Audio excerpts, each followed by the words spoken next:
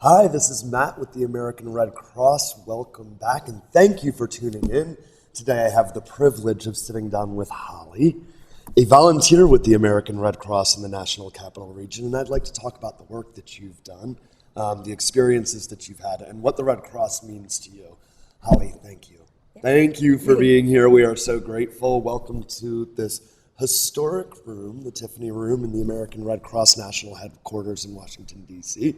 Let's jump right in. Tell me, how did you get started with the Red Cross? So I got started with the Red Cross because I was looking for a hospital that I had never been treated in before. When I was 18, I was paralyzed during surgery on my spinal cord, and so I had been treated at every hospital in the Montgomery County DMV area. So working there just seemed like the best fit because I would never run into a doctor that I had been with before. Mm-hmm. So So you were starting to look into opportunities with working Yes. at Walter Reed specifically. Yes, so Yeah. I knew I had a lot of compassion and a lot of knowledge about what it's like to be a patient. Sure. Because I had spent I think about 9 years in rehab, learning to walk again and dealing with chronic pain issues. Incredible. So yeah, I just really wanted to be able to use some of that. Yeah. And Walter Reed just became the place I set my sights on, and the American Red Cross was the way to do that. So I went through them, and they got me a spot there. Great. Well, we're lucky to have you over at Walter Reed. So just to clarify, over at Walter Reed, this is the hospital for veterans, Yes. correct? Go ahead. That's active duty and their dependents. Yeah. So you're working with the American Red Cross Service to the Armed Forces Yes. Division. Fantastic. Tell me about what it is that you actually do as a volunteer. What does your day-to-day look like? Well, I get there in the mornings around 8 o'clock, and I'm the one who takes our care cart around to the different wards and to each patient's room. Our cart's filled with toiletries and snacks and games for kids, toys, whatever we can fit on that cart we take with us, and basically anything that helps support the patients and their families and make their stay a little bit more comfortable we have. Mm-hmm. So I go from room to room asking them if they need anything, and normally we just sit there and talk with them and if they want to talk, Right. and just give them the support they ask for. That's great. Yeah. Why did you choose to work with the Red Cross? Was there another opportunity working at Walter Reed, or was it just strictly you needed to be at Walter Reed and that's what was there? Yeah, I wanted to be a Walter Reed, and they were the ones who gave me that. Of course, and the American Red Cross as an organization is just so wonderful. Yes. I'm sure that you're having a wonderful experience working with the folks over there, your colleagues and other volunteers. Yeah. Anything you want to say about those people? Well, we've become like a family. Yeah. I've met some of my best friends there. It really doesn't feel like I'm going to work I feel like blessed to be able to go there because we have such a good time and we help so many people. Yeah.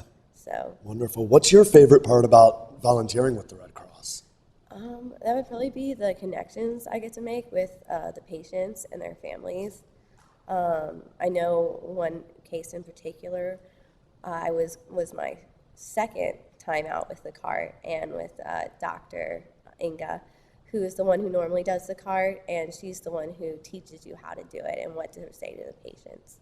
And we had been asked to go see a young man who had lost both his legs due to a battle injury. And he had 2 young twin daughters and a young wife. So we were going to bring him like a quilt and his kids some stuffed animals and a scarf for his wife.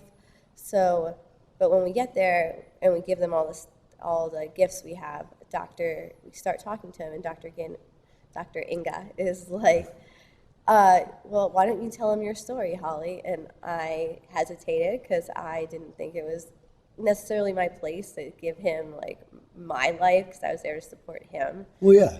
So, but I had to because I can't. Oh, just but your doctor, no. story is incredible, though. And it's your story that allows you to have that compassion and empathy for the patients. So, Yeah.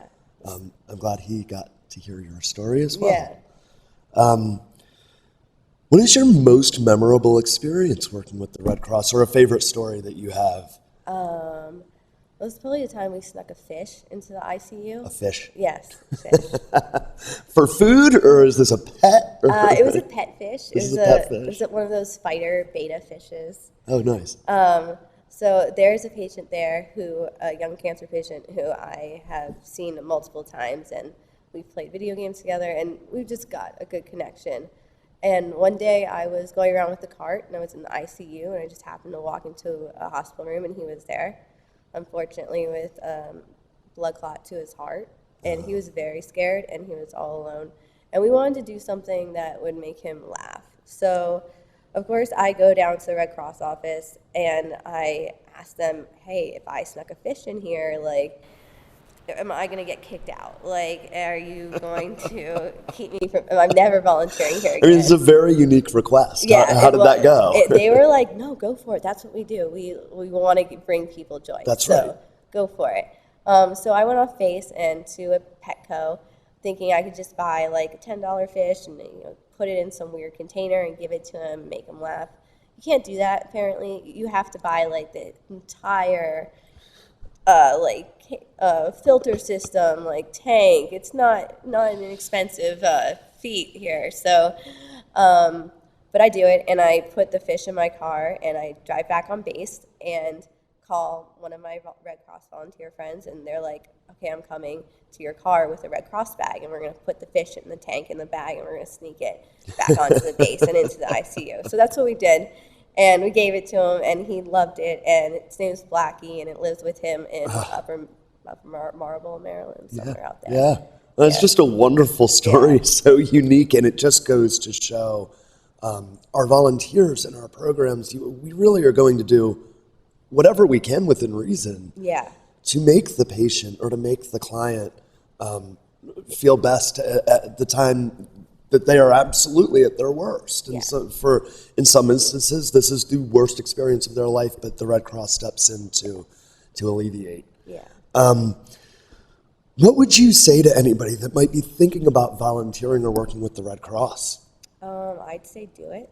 I'd say get involved in any way you can, because it's such an amazing organization that brings hope and joy to so many people in their time of need. And the connections you're going to make there are going to last a lifetime. And I've never regretted working there, signing up a single second. Right. So. Right. Great. So kind of as a last idea, is there anything else that you think is important to share with us? Anything that we didn't cover? Maybe one thing. I'm a Paralympic hopeful. I'm a rower here in DC. Wow. So I think as a rower, as an athlete, like the determination and the work ethic I've had to have to get to that level after such a catastrophic injury has really helped me with the patients, because they see how far I fell and where I've come from that, and it definitely, I know, has inspired so many of them, and which in turn just makes me feel wonderful, and it makes me feel wonderful about a situation I didn't always feel wonderful about. Right. So I've gotten so much from being a volunteer here.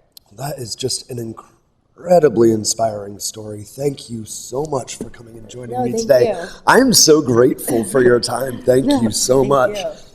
If you are watching and interested in getting involved with the American Red Cross in any way, please visit us at www.redcross.org. And thank you for tuning in.